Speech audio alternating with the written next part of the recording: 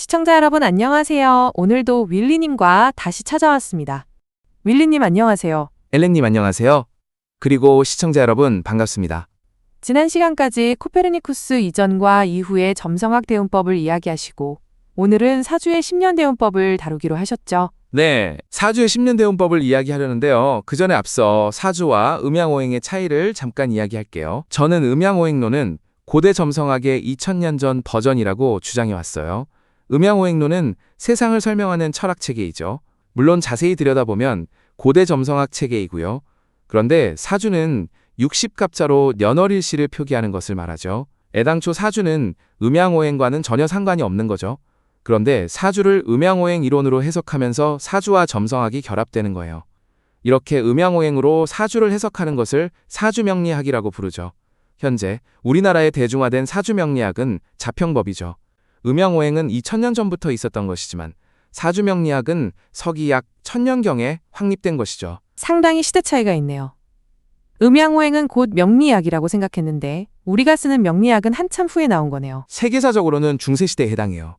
그 이전에도 사주를 보는 여러 방법들이 있었지만 자평법이 사실상 대세가 된 것이죠. 제가 왜 이런 이야기를 하냐면요. 사주명리학의 시대적 위치를 좀 명료하게 하려는 거예요. 그래야 점성학의 대운법과 비교가 가능하죠.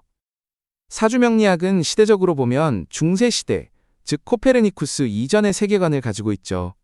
그리고 고대의 체계를 그대로 가지고 있다고 볼 수 있어요. 고대 체계랑 현재의 체계가 많이 다른가 보죠? 사실은 고대와 근대와 현대가 혼재돼서 어느 게 어느 때 것인지를 구분하기가 힘들어요. 그러나 잘 관찰해보면 차이가 있죠. 우선 고대의 체계에서는 타임로드가 핵심이에요.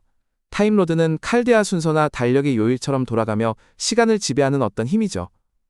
그리고 그 배열 순서는 순환하며 사이클이 돼요. 타임로드 개념이 있으면 옛날 방식이라고 봐도 되겠네요. 근대로 올수록 타임로드의 비중은 작아지죠. 지난번에 세컨더리 프로그레션을 설명할 때 타임로드 이야기는 단 한 번도 한 적이 없어요.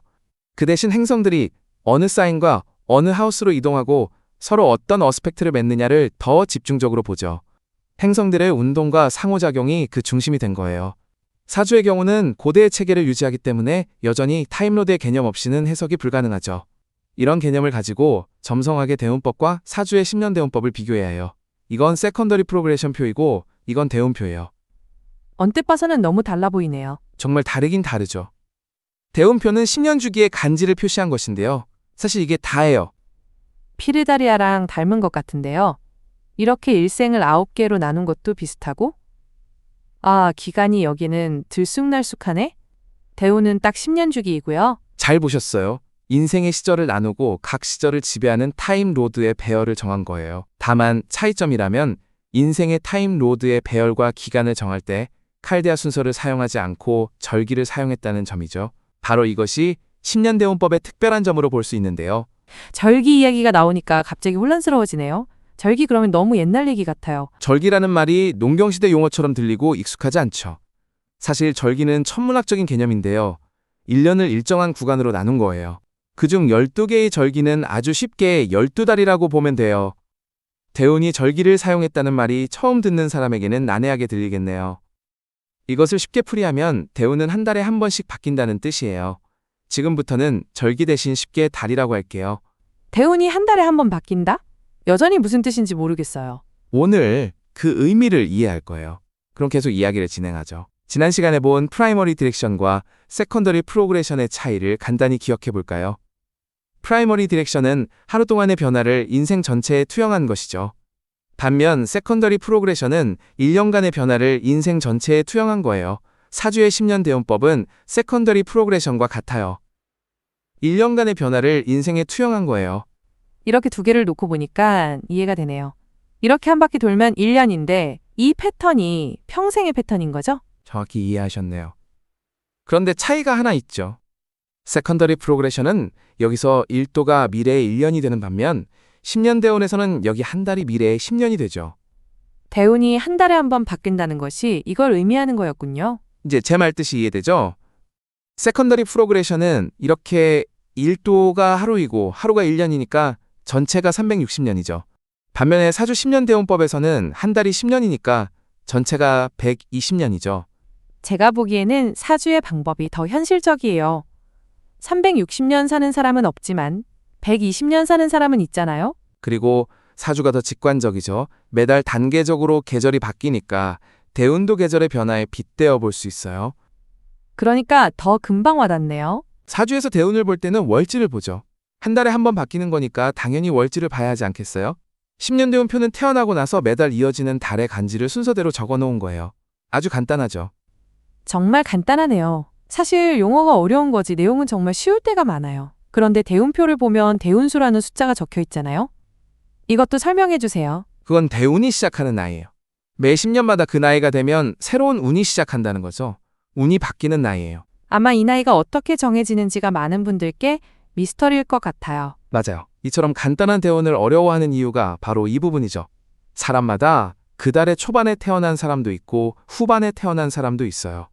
그럼 사람마다 다음 달까지 남은 시간이 다르겠죠? 그걸 왜 따져야 하죠? 왜냐하면 다음 달이 돼야 새로운 운이 시작되는데 그때까지 얼마나 더 기다려야 하는지를 보는 거죠. 월 초에 태어났다면 한참 후에 다음 달이 시작되죠. 반면 월 말에 태어났다면 곧바로 다음 달이 돼요. 태어나고 처음으로 운이 바뀌는 시점이 사람마다 다른 거예요. 그 시점을 나이로 변환해서 표시한 거예요. 아, 운이 바뀌는 나이를 찾는 거네요. 대운수 숫자가 여기서 나오는 것이었군요. 그럼 날짜를 나이로 어떻게 바꾸나요? 방법은 간단하죠. 10년 대운은 한 달을 10년으로 보잖아요. 그럼 1년은 며칠일까요? 다시 한 번만요. 머릿속이 갑자기 복잡해지네요. 복잡해요? 10년은 한 달이다. 그럼 1년은 며칠인가? 힌트. 1년은 10년의 10분의 1. 아하. 3일? 맞나? 한 달을 10으로 나누면 되죠. 한 달의 10분의 1은 3일이죠. 간단히 말하자면 태어나서 3일 후에는 만 1살이 되고 6일 후에는 만 2살이 되죠. 그럼 열흘 후에는 저한테 복잡한 계산 시키지 마세요. 이게 뭘 복잡해요? 10을 3으로 나누면 3이 몫이고 나머지가 1이죠. 3살이 되는 거예요. 정리하자면 생후 열흘 후에 다음 절기로 넘어간다면 인생으로 봤을 때 3살의 운이 처음 바뀌죠. 다음부터는 13살, 23살로 10년 단위로 운이 바뀌는 거예요. 잠깐만요. 나머지가 1인데 그럼 나머지는 어떻게 처리하나요? 그 나머지는 개월수로 환산하여 계산할 수 있겠죠. 한번 계산해 보세요. 저한테 계산시키지 마시고요. 3으로 나눈 나머지가 1이라면 그 1은 3분의 1이란 뜻이죠. 1년의 3분의 1은 4개월이잖아요. 정리하자면 3살하고도 4개월 후가 실제 달이 바뀌는 시점이죠. 그럼 대운표의 숫자는 편의상 나이만 적은 거네요? 대운표에서 3의 의미는 3살이 되자마자 바뀐다는 의미보다는 3살에서 4살 사이 어느 지점이겠죠. 완전히 이해됐어요. 대운에 관한 한은 오늘 배우신 게 거의 다예요. 세컨더리 프로그레션과 비슷하지만 1년을 12달로 나눠 인생의 패턴을 본다는 점이 다르죠. 그런데 세컨더리 프로그레션에서는 천궁도의 행성의 위치도 보고 행성들끼리 어스펙트도 보는데 10년 대운에서는 그런 게 전혀 없네요. 맞아요. 이 표 하나가 사실은 10년 대운의 모든 것이에요. 그럼에도 불구하고 온갖 다양한 이야기를 풀어내죠. 어떻게 가능한 걸까요? 간지 오행 보고 원래 사주랑 대조하고 그런 거겠죠? 간지는 오행이 있죠. 점성학적으로 말하자면 타임로드이죠. 10년간을 지배하는 타임로드가 어떤 작용을 하는지에 집중하게 되죠. 10년 대운을 볼 때는 원국과 대운의 간지를 하나하나 대조해가면서 다양한 판단을 하죠. 가장 중요한 변화는 계절의 변화겠죠. 더운 사주에 여름에 절기가 들어오면 아주 힘든 시절이 온다고 보죠. 반면 건조한 사주에 습한 절기가 들어오면 20, 30년은 넉넉한 삶을 산다고 봐요. 계절로 설명하니까 완전 귀에 쏙쏙 들어오네요. 그런데 대운간지를 구태여 타임로드 개념으로 꼭 봐야 하나요? 그렇게 보는 게 틀렸다는 게 아니고요. 계절로만 설명해도 실감나게 이해되는데 구태여 타임로드 개념이 필요한가요? 맞아요. 구태여 타임로드라고 생각하지 않아도 전혀 문제가 없어요. 그러나 타임로드 개념 없이는 해결이 안 되는 문제가 한 가지 있어요. 대운 체계에는 사람들을 매우 당혹하게 하는 원리가 한 가지 있는데요. 10년 대운의 월의 흐름이 남녀에 따라 방향이 다르다는 거예요. 그건 상식이죠. 양년 남자는 울로가 순행이고 음년 남자는 울로가 역행이다. 계산에는 약하지만 개념은 확실하시네요. 엘렌님 말씀대로 남자의 사주에서 연간이 양이면 월의 순서가 정상적인 순서이지만 연간이 음이면 월의 순서가 역순이 돼요. 예를 들어 설명해 주시면 시청자분들께서 이해가 쉬울 거예요. 만일 내가 갑진년 진월생이라면 갑진년의 갑이 양목이잖아요? 그럼 내가 태어난 월인 진월에서 시작하여 사오미순으로 정상적으로 대운의 간지가 진행하죠. 반면에 을사년 즉 음의 해태생이었다면 진월에서 시작하여 묘인 축순으로 거꾸로 대운의 간지가 진행한다는 의미예요. 여자의 경우는 또 그 반대가 돼요. 여자의 경우는 역순의 역순이 되겠죠? 여자사주에서 연간이 음이면 울로가 순행이고 연간이 양이면 울로가 역행이 돼요. 복잡하게 그지없죠? 왜 이런 원리가 생겼는지는 많은 설명이 있는데 사실 그 설명들이 추상적이고 모호해요. 이걸 구체적으로 설명하는 방법은 타임로드밖에 없어요. 여기에 왜 타임로드가 나올까요? 정말 궁금하네요. 이런 원리는 왜 생겼을까요? 글쎄요, 음양오행의 원리라서 음양을 구분해서 방향도 바뀌고 왜 음양이 바뀌면 방향이 바뀔까요? 그것까지는 잘 설명이 안 되죠. 저는 달과 태양을 매일매일 눈으로 관찰하면 그 답이 나온다고 봐요. 혹시 달 뜨는 시간이 어떻게 바뀌는지 아세요?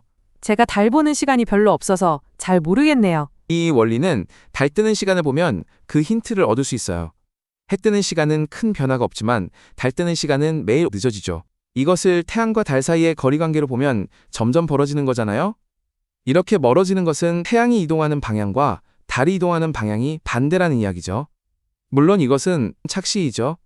그러나 그런 지식이 없을 때의 고대인들은 여기서 인사이트를 얻은 걸지도 몰라요. 태양과 달은 방향이 역방향이다. 약간 그럴듯하네요. 하지만 조상님들을 좀 과소평가하시는 것도 같고요. 비록 착시라 해도 태양과 달의 진행 방향이 반대처럼 보인다는 것은 명백한 사실이죠. 현상만 보면 부정할 수 없잖아요. 음양은 철학이기에 앞서서 달과 태양, 즉 행성이었다는 점을 꼭 기억해야 해요. 이전 편에서 천간의 오행을 배정하면서 같은 목인데 음목은 뭐고 양목은 뭔지를 이야기했던 것 기억하시죠? 가물가물하지만 양목, 음목 구분하는 것은 기억이 나네요. 천간의 양목, 음목은 양의 목이나 음의 목이라고 읽는 게 아니라 태양과 목이 지배하는 날, 달과 목이 지배하는 날로 봤잖아요. 이 원칙이 그대로 적용된 거예요. 무슨 이야기인지 이해돼요. 천간이 양인 해는 태양이 지배하고 천간이 음인 해는 달이 지배하니까 서로 방향도 역방향이다? 다 주인을 따라 하는 거니까. 정확해요. 천간을 보면 태양이 지배하는지 달이 지배하는지를 알 수 있잖아요. 태양이 지배하는 연도에는 태양의 성질을 가지죠. 하지만 달이 지배하는 연도에는 달의 성질을 가져요. 그래서 운의 흐름도 그걸 따라서 서로 역방향이 되는 거예요. 남녀 역시 태양과 달의 차이라는 거네요. 남녀는 평등하지만 신체 구조부터 심리까지 반대되는 게 많잖아요. 그 차이를 태양과 달의 차이로 본 거죠. 여성은 달이 지배하므로 달의 성격을 따르죠. 그래서 운의 방향도 역방향이 돼요. 양의 해는 순행이지만 여성이라면 역행이 되죠. 반면 음의 해는 역행이지만 여성이라면 순행이 되죠. 플러스 마이너스는 마이너스. 마이너스 마이너스는 플러스. 회전의 방향으로 보면 금방 이해되죠.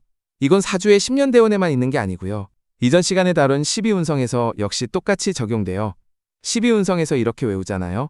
양이 생하는 데서 음은 죽고 음이 생하는 데서 양이 죽는다고요. 표를 보지 않으면 정말 헷갈리죠. 이 이야기는 갑목, 즉 양의 목은 해가 생이고 오가 사죠. 그런데 만일 을목, 즉 음의 목이라면 오가 생이고 해가 사가 돼요. 이 표를 그렇게 공식으로 만든 거예요. 이건 음양에 따라 시간이 서로 반대로 흐르기 때문이죠. 어디서 음양의 사이클이 반대로 흐른다는 힌트를 얻었을까요? 해와 달이 뜨는 시간이 서로 멀어지는 것 때문이 아니었을까요? 자꾸 설득되는 느낌이 드네요. 저는 음양이 다르다고 나이까지 거꾸로 먹는 건 좀 이상하다고 생각했죠. 여기서 제가 말하려는 건 시간이 거꾸로 흐른다는 걸 설명하는 건 아니고요. 지금까지 한 이야기를 바탕으로 최초의 질문으로 돌아가 보죠. 왜 양의 해에 태어난 사람은 순행이고 음의 해에 태어난 사람은 역행일까요? 그 해의 음양을 따르는 거죠. 바로 그거예요. 음양이 타임로드라는 거죠. 모든 존재는 타임로드의 지배를 받는다는 원칙 때문에 그런 운명을 가지는 거죠. 지배 행성, 즉 타임로드 개념이 없이는 이것을 설명하기 어렵다는 거예요. 이제 이해했어요. 10년 대운에 타임로드 개념이 있다. 그래서 옛날 방식이다. 그걸 말하려는 거죠? 장황한 설명을 엘렌님이 한 줄로 마무리해 주셨네요. 10년 대운은 세컨더리 프로그레션처럼 일련의 사이클을 인생 전체에 투영하는 방식이죠. 하지만 자세히 보면 고대의 타임로드 개념을 가지고 있어요. 그래서 오히려 중세시대의 피르다리아 기법에 더 가까운 체계로 보여요. 시대적으로도 비슷하고요. 10년 대운법을 세계사적 맥락에서까지 평가해 주시네요. 오늘도 재미있는 이야기였습니다. 시청자 여러분도 사주와 점성학의 깊은 연관성을 이해하는 데 도움이 되었기를 바랍니다. 감사합니다.